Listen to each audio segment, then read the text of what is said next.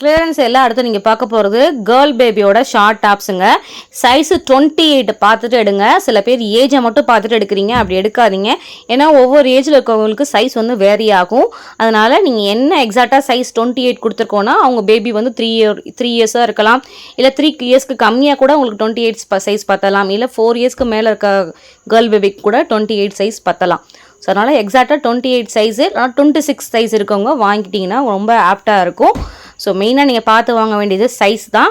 Age வந்து எங்களோட ரெஃபரன்ஸ்க்காக நாங்கள் கொடுத்துருக்குறோம்.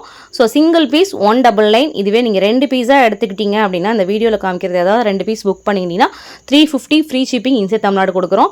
மிஸ் பண்ணாமல் புக் பண்ணிக்கோங்க. உங்களுக்கு இந்த கலெக்ஷன் தேவைப்படலைன்னா உங்கள் ஃப்ரெண்ட்ஸ் ஃபேமிலிக்கு ஷேர் பண்ணுங்கள். ஏன்னா இது வாங்கின ரேட்டும் கம்மியாக கொடுக்குறோம். நீங்கள் வெளியில் இந்த பீசஸ்லாம் போய் வாங்க போனீங்கன்னா கண்டிப்பாக 500 வரும்.